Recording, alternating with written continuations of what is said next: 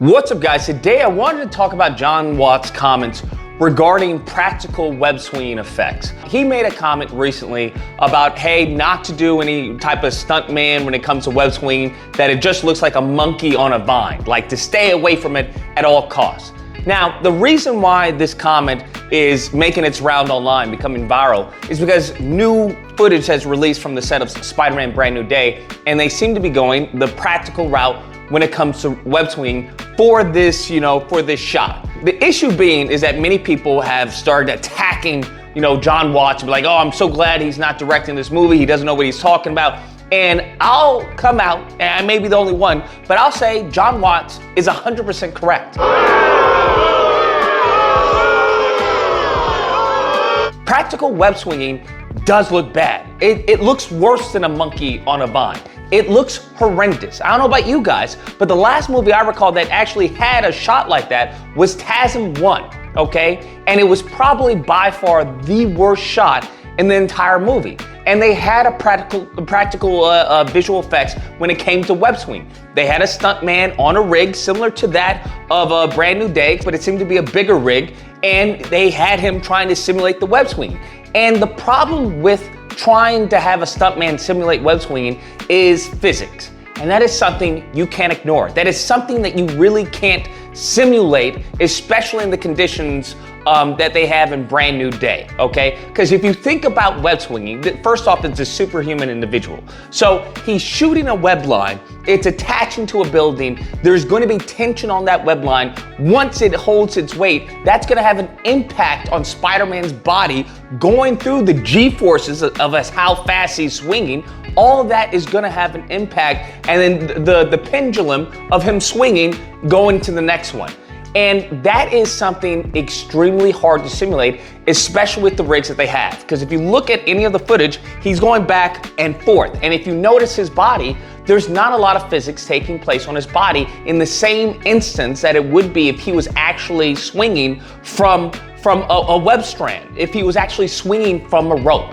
This is something that Mark Webb, albeit, got it absolutely 100% correct. Because one thing that he knew that had to look real was the web swinging. And the way he did it was going through making sure that the physics were 100% accurate. But he did that via a digital stuntman, we'll say. That's what they had to simulate him web swinging and him catching on the web line and whatnot. And it gave us some amazing shots.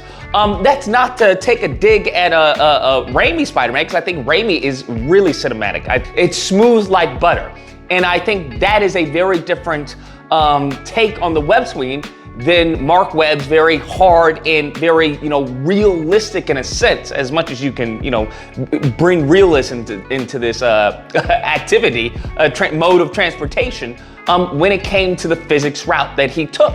And it goes on to show. So when I see them going the stuntman route with, the web swinging, it's just not there, but you're not gonna be able to hold the poses. And we see this even in TASM, as I've said before, even in behind the scenes shots where the body goes limp after he shoots a web line. There is no real momentum of the body swinging back and forth, and it's just not gonna look good. And I would argue for the amount of time and the amount of money and resources put into this rig, having the stuntman practice and all of that, it's probably gonna be a few shots that are probably intercut with, explosions, with dialogues and whatnot. So I don't even see this making, honestly, the cutting room floor. That's my thought. Because it's very hard to make it look good. It's very hard to make it look believable. And we don't have a problem with suspending our disbelief and having a digital, stunt double. And I think we're at the moment in time where, honestly, it's hard to tell what is real and what is, CG. And they can get that. And I think in addition to that, one of the great things about Mark Webb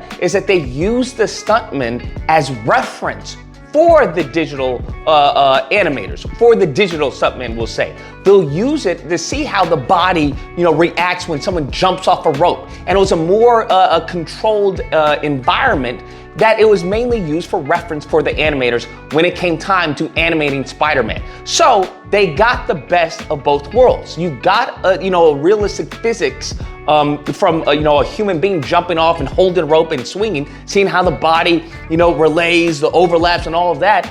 And then you got to put that in a digital world where he can go above and beyond. And you can tweak the physics here and there when animating. So all in all, that's why I would argue Tom Watts is right. I mean, we've seen how it's been implemented in the past, and it's never to that quality level of just a digital Spider-Man. You'll never get that because the human body is limited to it being, human, right? Where you have a superhuman who is very agile, very, flexible, and, can defy the laws of physics in certain ways.